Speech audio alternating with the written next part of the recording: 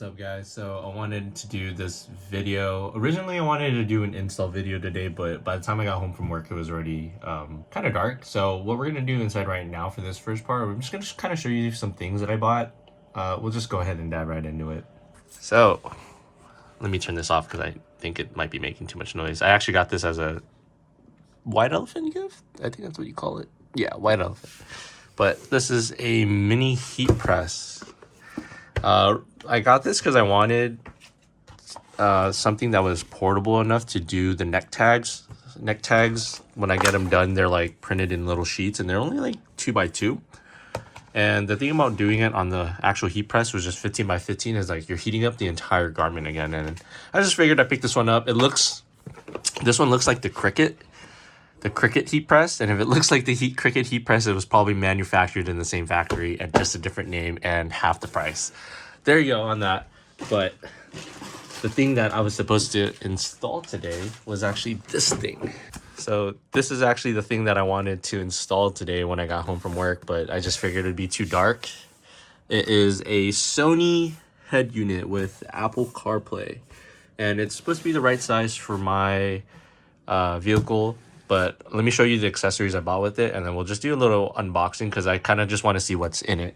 So to actually get this in the mount, you need this little frame thing right here. Let me just go ahead and open it. So you need this frame. Since it's a double din, it comes with, you also get this piece right here. It's weird because this one has this little plastic piece, so what you have to do is actually kind of cut this one out. But you need this so it kind of sits flush into the car seat. And then some other things that you will probably need for head unit install is a removal tool. And this just basically is like little pins that you put into the OEM radio and you use it to pull it out. But you kind of really need this though. Like it's like, I think it was like $6. It's kind of expensive, but just because it's like the tool, but you need it, and then you just save it for future use. I thought I had one, but I couldn't find it. And this thing right here, whatever, like the names and stuff on the top, so you don't want, I don't want to mess up the entire name. But whenever you do a head unit install, you need to go out and order a factory OEM harness plug. Now this basically just goes into the back of your OEM plug, and you wire this to your head unit. And the reason why you do this is because you don't want to just cut your OEM wiring harness and then don't remember what goes to what. Because let's say you want to plug back the old radio in when you're selling the car, you basically just kind of unclip it from the OEM, and then now you can just plug the old one without having to do any modification. And it keeps a really clean car when it comes to wiring, because you don't want to be doing no janky shit. So, and I could have done the install Wednesday, but I was waiting for like these little butt connectors. These are just crimp connectors, 16 gauge. Got a little bunch of them. And then just in case, got some electrical tape, but probably won't need this. So let's go ahead and we'll open it. I haven't even opened this yet because I wanted to make a video, but I figured I just open it, see what's in here. That way I know. Wait, hold on. Oh man, it comes with a remote. All right, for you youngins, look, I'm turning 26 this year, but head units were really big things in the late 90s, early 2000s. Everyone was doing like $5,000 head unit setups with like massive subs and all that, and being able to control your car speakers while you're outside, that was a thing. And that's why this comes with a remote. My Civic head unit came with one too. But let's pull this out. Woo! All right, let's pull everything out. Let's be careful with this real quick. Oh, we got this looks like a microphone. So this is probably for like phone calls. That's really cool. This is the factory, or not factory, but this will go straight into the head unit, and you wire this to the other wires. So that will go there. And it looks like they give you some screws to mount on the bracket. And I think that's it in the box. Always pull everything out. Yep, that's it. Very simple. But let's go ahead and take a look at this head unit. The screen is not too bad. It's only a 6.5, I think.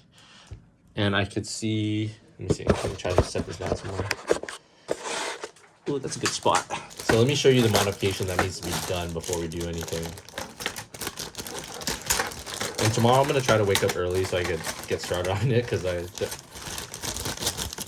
don't want to run out of light and have so much to do tomorrow. But so it looks like it only goes, actually this looks like it goes two ways. Like it could either go this way or that way. So if you look, if you put this cover over it, oh no, this looks like the cover might be too big, huh? So I guess there might be a gap when I place this on. This looks fine. So if this is left, that means I just hook it onto that. There might be some gap, which is kind of a bummer, but if I put it in like right here, yeah, there's definitely gonna be a slight gap both directions. So the thing is, maybe I might not even need this frame, but I'm almost 100% positive I do. Because if it doesn't fit, yeah, we'll figure it out tomorrow. See you in the morning. All right, so it's the next morning. It looks like you don't need to take off this trim right here, but you only need to really pop off these covers on the side. So this part and somewhere on this side, I think. But factory radio isn't too bad. I bring the fire till you're soaking in your seat.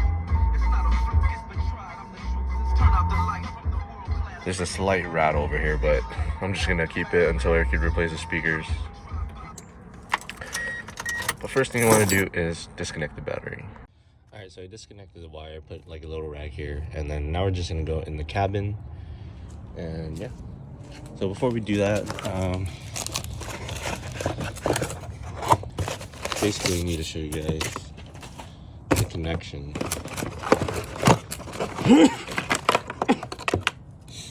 So basically you line everything up. The only thing that's from the head unit side is this this blue white cable. It's like a power cable. And if you have a Miata, you have a power antenna, and then you have the amp turn on, which is these two. So I think what I'm gonna do is actually plug these three wires, the blue wires, into one. So I think that will work. So like that, because I think that's how you're gonna get power to these two. And then you don't need the rear speaker cables and rear left and right. And then this is the parking brake. I don't think I need that because the car's old.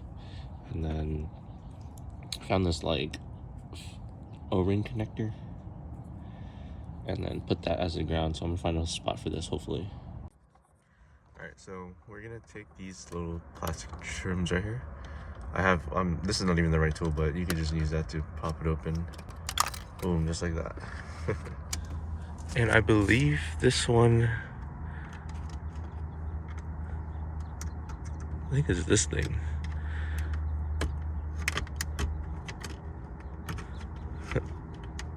I actually have no idea how this pops out. I wonder if this is connected to anything. So I managed to get this out. The tool that I bought didn't fit, but I mean, once you get that bottom piece out, like the CD thing that I had, you just reach under and you try to press these little tabs from the bottom. I found it easier to do the right side first, and then once you press the right side in, you pull from the back and pull this left side out at the same time. But now I'm trying to figure out these wires, because two wires, Bose, we have the radio antenna, and then we also have a ground too. So I don't know how that's gonna work because we have this right here. All right, so I replugged the battery in. It took a little bit of work, but there's 2 extra plugs back there. I'm not really sure why. I thought there was only gonna be 1 extra, but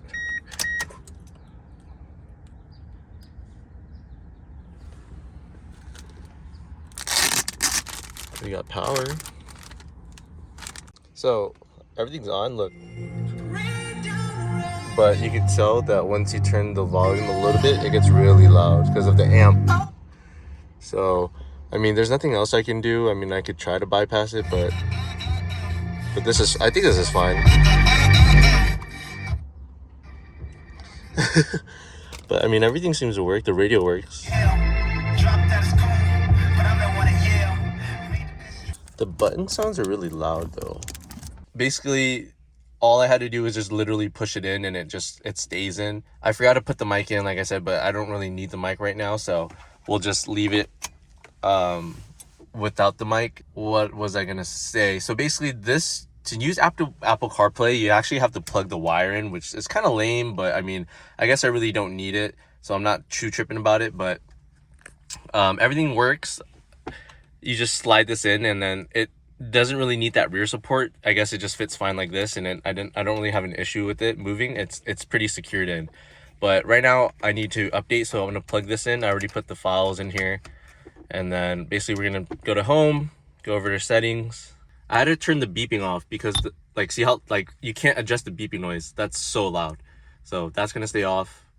And firmware version, and it's 1.23 right now. It's supposed to be at 1.25, so we go ahead and update to 1.25, and it's gonna update, and yeah, it should just make everything run faster. So everything looks like it's update. It's supposed to just make everything faster. I do notice like a slight increase in speed, but I mean, this one is very like tactile. I like it, it's good. So, but yeah, you have to plug, the only thing that sucks is that you have to plug this in for Apple CarPlay to go. But yeah, so I mean, I mean, I'm not like a radio guy. I've never done this before, but if I can do it, you guys can do it too. It's super simple.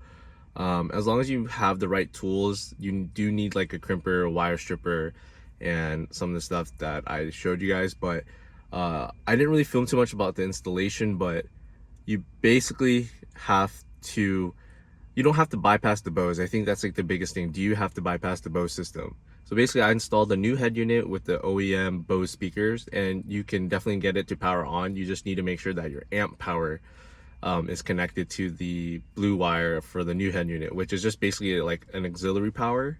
So it does work, but yeah, looks good. First mod, I guess, for the first official mod for the Miata. But thanks for watching, guys. I'll see you guys in the next one. Peace.